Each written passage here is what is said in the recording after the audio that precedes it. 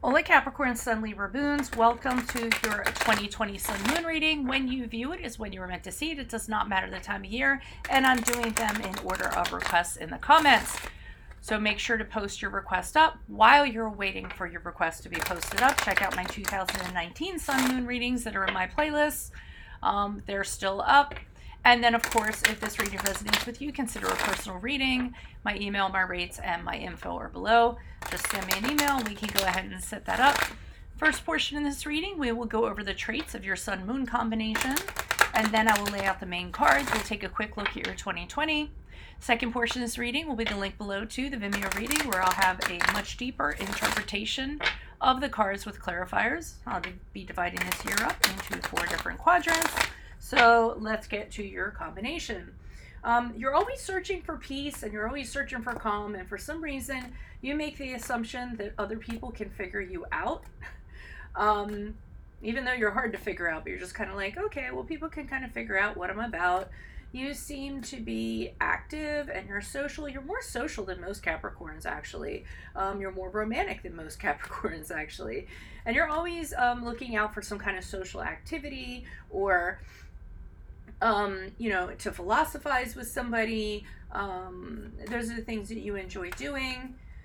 The problem is you might end up suffering heartbreak as you go along at your journey, and then as a result of these heartbreaks, or a series of heartbreaks that you have, then you become embittered a little bit to love and romance.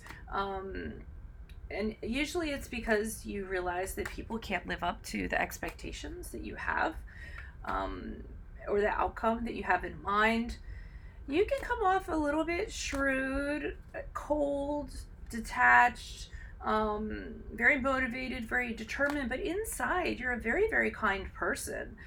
You can be very optimistic, more optimistic than most Capricorns are. You struggle again for a harmonious environment and peace of mind. This kind of is a struggle for you that you will go through. Maybe it's something that you might want to work on in 2020. Rather than, instead of kind of looking inside for it yourself, and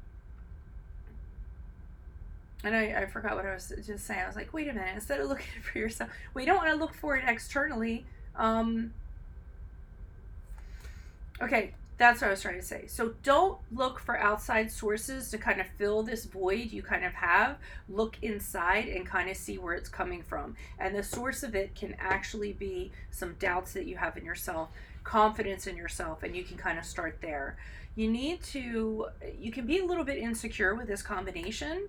So make sure to really value who you are and kind of build yourself up and say, I'm a pretty cool person. And be a little more independent when it comes to looking at yourself. You have really strong goals, strong personal aspirations. You want to be valued. You want to be loved. You also want to see everybody happy. Sometimes you'll go the extra mile to make sure that other people are happy, sometimes before yourself. So that's not always a good thing. You can be a little bit timid about, taking a step forward or putting yourself out there, especially when it comes to your ideas. You might not have a lot of confidence in your ideas, so you might be a little bit timid about expressing them to other people. You do have a need to be creative because you all are very aesthetic. Whether you realize it or not, your aestheticism, if that's a word, actually comes from your Libra, and then your Capricorn can actually bring it to fruition, your visions to fruition.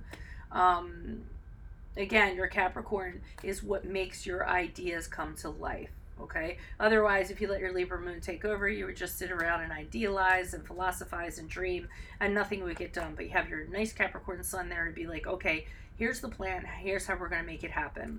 You usually need to have a relationship that is healthy. That's very important to you.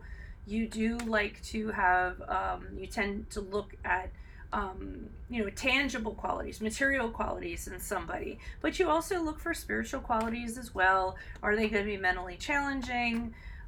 You do tend to choose a person who you can rely on, who is going to be loyal, and who is going to stay with you. All right.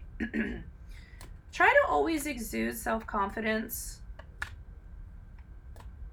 Okay. Sometimes the fears that you have really prevents you from climbing as high as you can climb.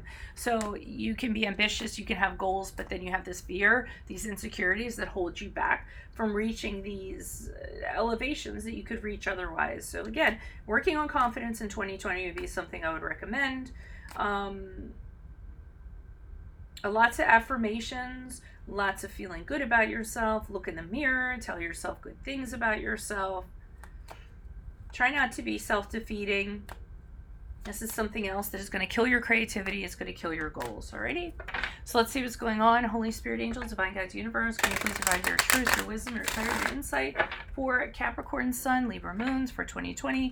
What do you see? What do they need to know to reach your higher ground, become closer to the universe for their greater good? Any messages that you have would be greatly appreciated. Capricorn Sun, Libra Moons for the year 2020. What do you see? What do they need to know? What do you see for January, February, March? Capricorn Sun,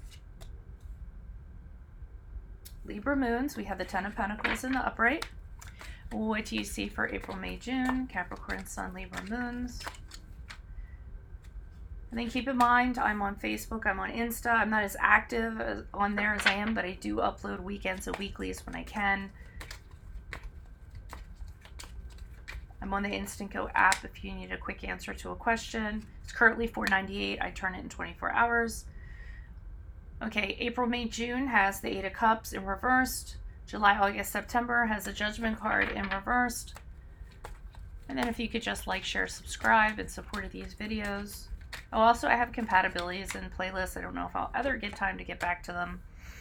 They were a good idea when I started, and then I ran out of time, and I haven't been able to get back to them and check them out anyways. All right.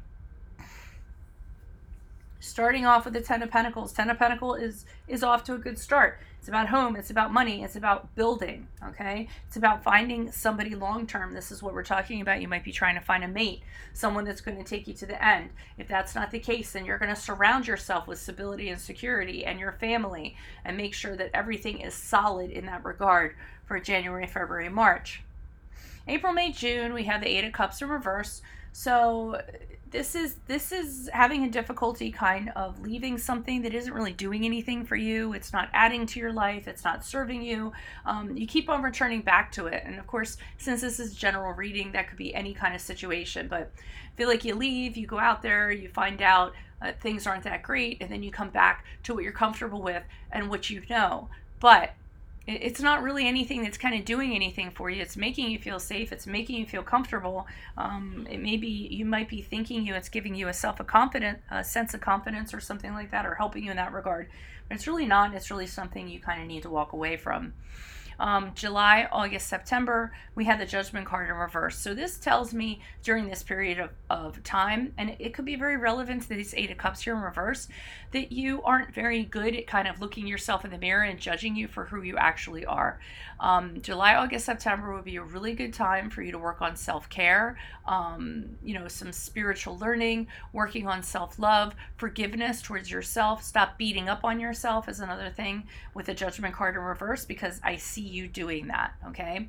And it could be because of this, that you keep on going back to something that isn't really, that you should be walking away from, that isn't adding, and then here we have you kind of beating up on yourself about things. Seems like you break out of it because we have the Chariot card in October, November, December, and this is where your focus is at an all-time. Your focus is sharp. Your confidence is at a peak, okay? This is the card of Cancer if it resonates with you.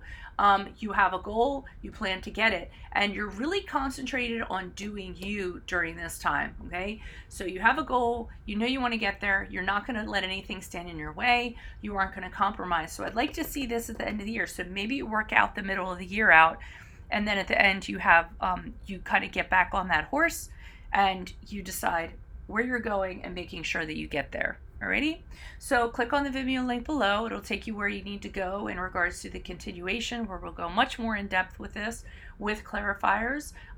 If this resonated, consider a personal reading. Just send me an email and we can take care of that. Otherwise, adios from Veronica Garnett. Good luck in 2020. Bye.